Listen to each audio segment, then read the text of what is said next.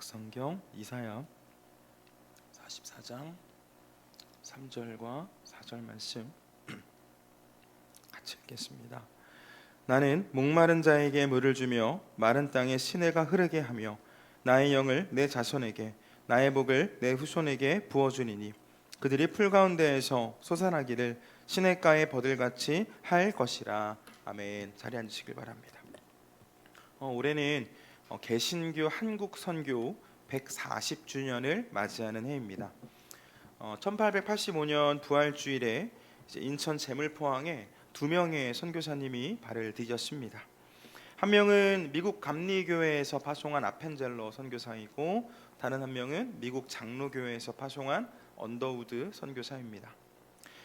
두 선교사는 일본에서 같은 날 배를 타고 한국으로 들어와서 한 명은 감리교회를, 다른 한 명은 장로교회를 세우고 복음을 전했습니다.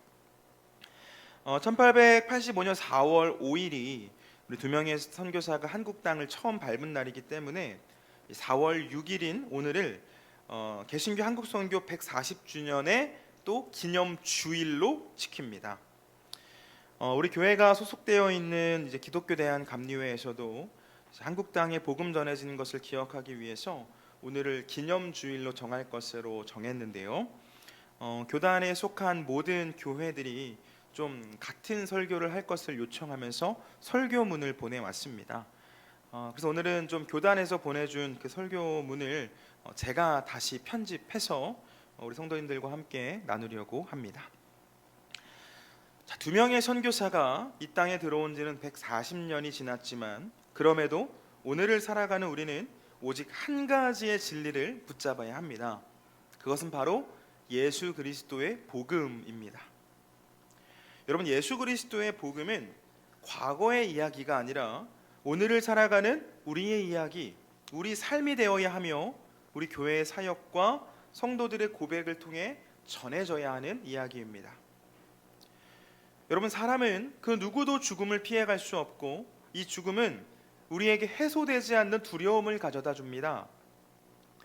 많은 사람이 철학과 과학으로 그리고 정치와 경제로 이 삶의 불안의 문제를 해결해 보려고 했지만 죽음 앞에서는 무력함을 느끼는 것이 바로 연약한 우리입니다.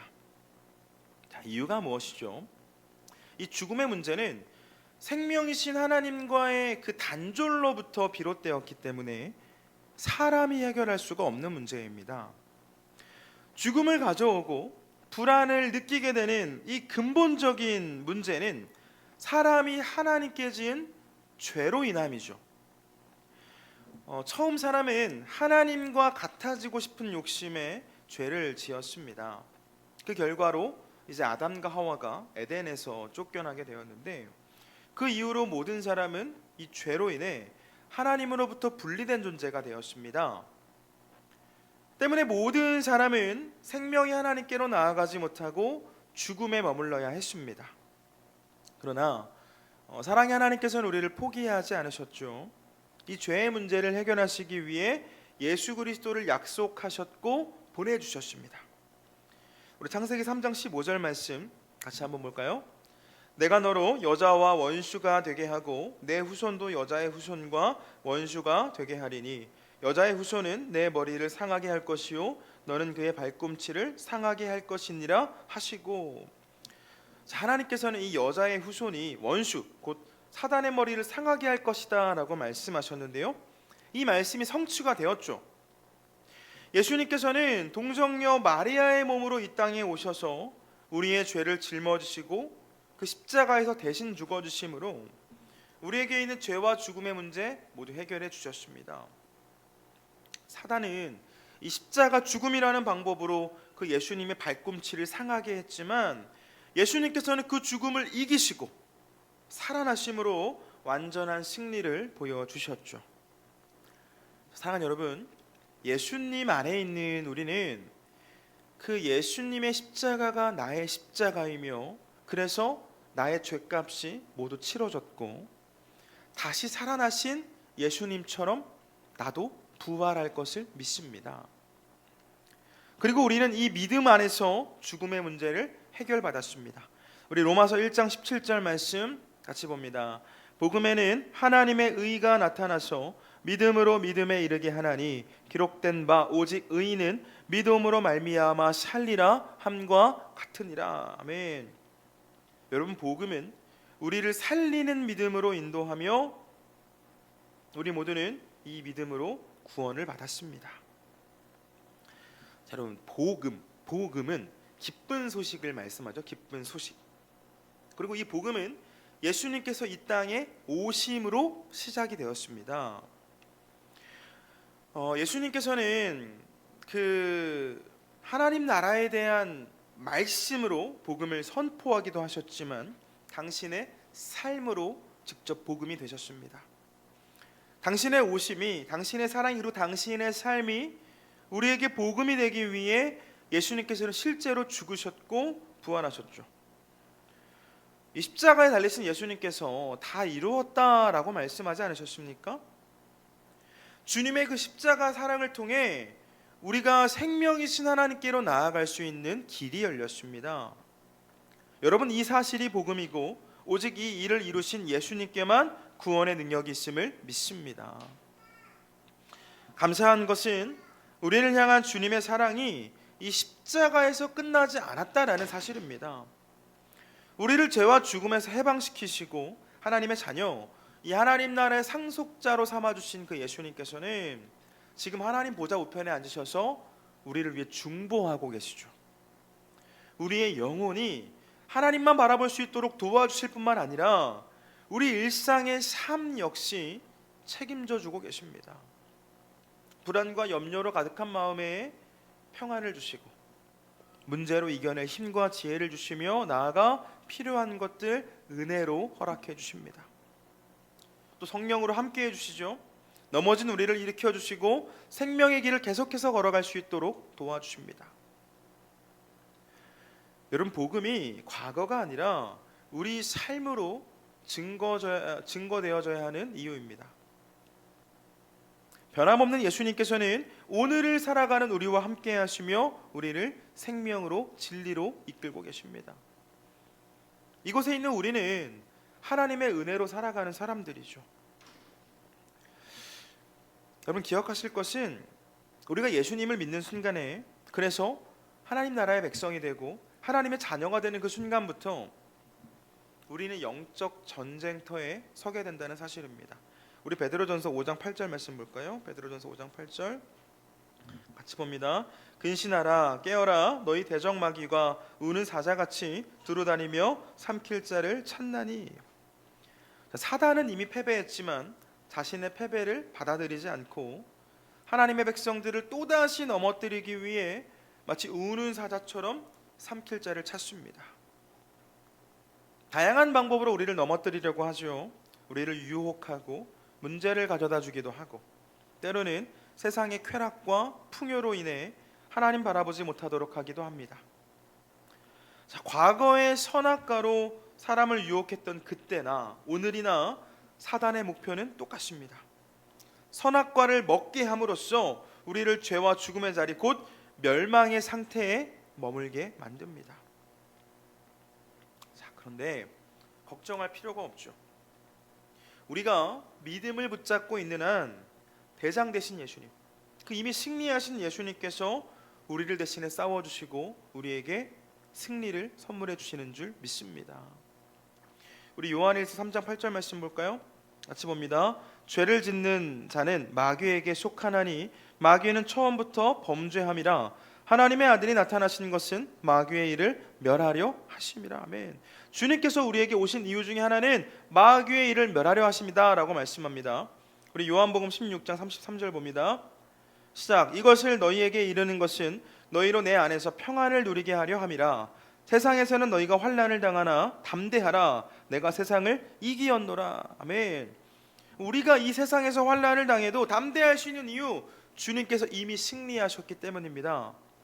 승리하신 주님께서 우리를 붙들고 계십니다. 우리 로마서 8장 37절 말씀도 볼까요? 같이 봅니다. 그러나 이 모든 일에 우리를 사랑하시는 이로 말미암아 우리가 넉넉히 이기느니라. 아멘. 이미 승리하신 주님, 우리를 사랑하시는 주님이 우리에게 넉넉한 승리를 주십니다. 여러분, 우리 대장 되신 주님께서 우리가 넘어질 때도, 우리가 낙심해 있을 때에도 우리를 붙들어 주시고 우리에게 승리를 주시기 때문에 우리는 염려하거나 걱정하는 것이 아니라 주님 주시는 그 평강을 누릴 수 있습니다.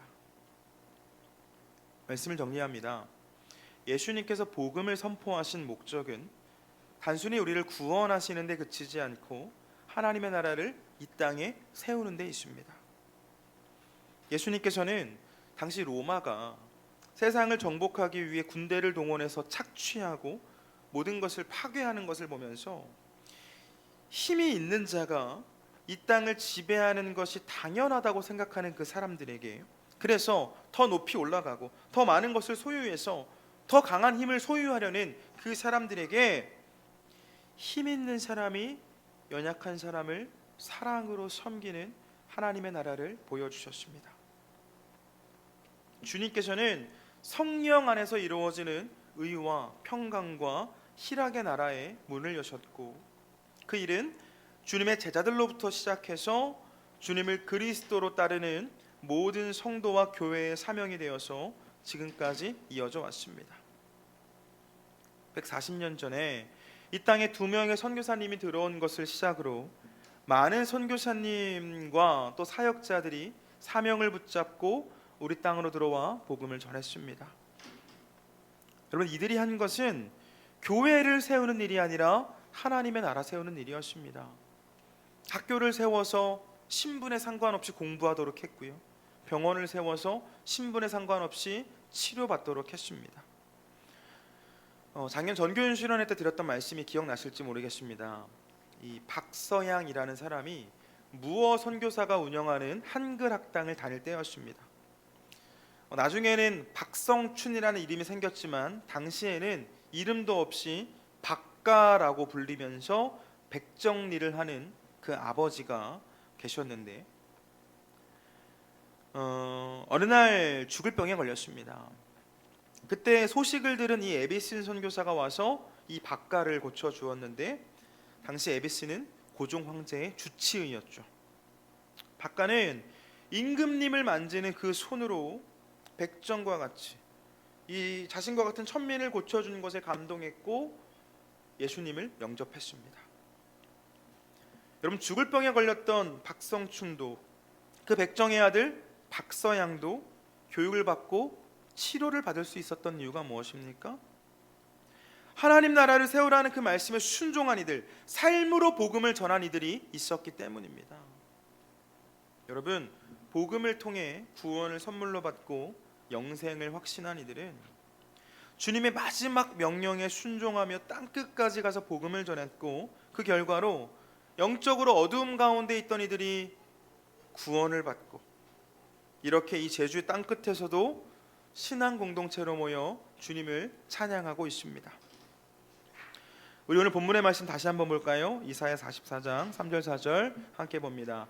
나는 목마른 자에게 물을 주며 마른 땅에 시내가 흐르게 하며 나의 영을 내 자손에게 나의 복을 내 후손에게 부어주리니 그들이 풀 가운데에서 솟아나기를 시냇가의 버들같이 할 것이라. 아멘.